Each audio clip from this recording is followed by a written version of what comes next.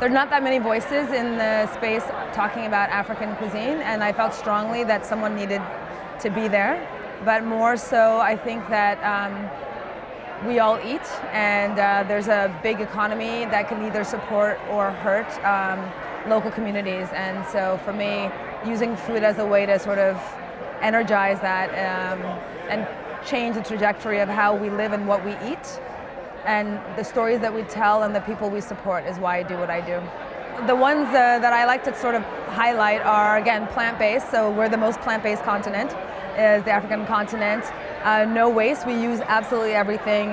The roots, the leaves, there are lots of plants that really are fully utilized. Our post-consumer loss is zero, like not zero, but it's quite low. Our challenges are in post-harvest, not in post-consumer.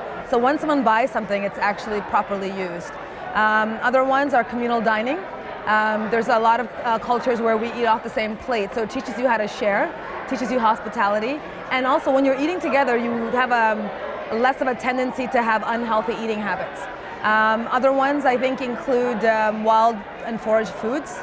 And then there's a lot of interesting ancient grains that I think can help to bring biodiversity back into the picture in the way we eat. Yeah, I mean, I think there's still this idea that there's no food in Africa, which is not true, or there's no food culture. So those are some of the misconceptions I think that need to kind of. I would actually say in general, like with the African continent, it's so huge that a lot of people aren't even sure where to get started. I mean, I did go to culinary school for a bit. After doing my work, I wanted to learn the rules so that I could break the rules. It's really important to understand the foundation that other people are working with so that you can actually have a conversation with them at that level.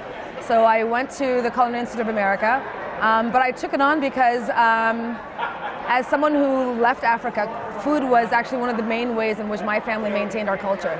So for me to share that is actually something that's near and dear to my heart. And I actually have had the privilege of being able to travel around the continent quite a bit, and not that many people have had that chance, and so I really want to be able to share that with everybody else. I think for me, it's I started the business to be a transformational business, to start to change the way people see and the way people eat. So I think I'm doing a lot of work within the context of shedding some light internationally, but I think for me the dream is really being able to say that I have contributed to changing the way that Ghanaians and other Africans are eating, and that we're in a better position to be self-sustained in our consumption of food. Food tells a story about where people have come from and where they are right now. So whenever I engage with food, I'm always trying to understand where it comes from. So it's an amazing conversation on a plate on its own.